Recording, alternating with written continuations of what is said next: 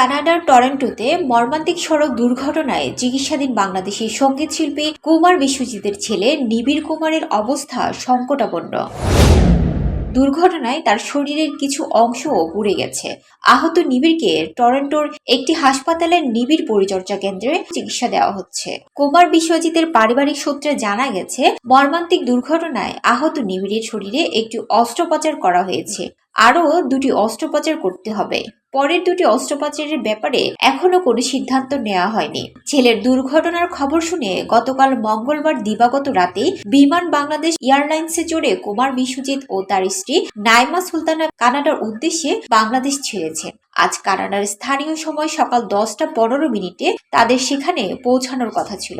যাওয়ার আগে ছেলে নিবিড়ের পরিপূর্ণ সুস্থতার জন্য ভক্ত ও শুভাকাঙ্ক্ষীদের প্রার্থনা করার অনুরোধ করেছেন দেশবরেণ্য সঙ্গীত শিল্পী কুমার বিশ্বজিৎ। পারিবারিক সূত্রে জানা গেছে, প্রথম অস্ত্রোপচার শেষে নিবিড় কুমারকে 18 ঘন্টা পর্যবেক্ষণে রেখেছেন হাসপাতালের চিকিৎসকরা। মর্মান্তিক এই সড়ক দুর্ঘটনায় নিবিড় কুমার অসুস্থ হয়ে হাসপাতালে চিকিৎসাধীন থাকলেও একই দুর্ঘটনায় 3 বাংলাদেশি শিক্ষার্থী নিহত হয়েছেন। স্থানীয় সময় গত সোমবার রাত 11:30টায় এই দুর্ঘটনা ঘটে।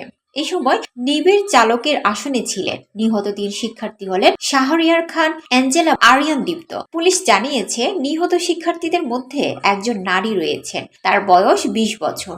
অন্য দুজনের বয়স 20 ও 17 বছর। আর আহত শিক্ষার্থীর বয়স 21 বছর। তিনি গাড়িটি চালাচ্ছিলেন। এই ঘটনা তদন্ত চলছে।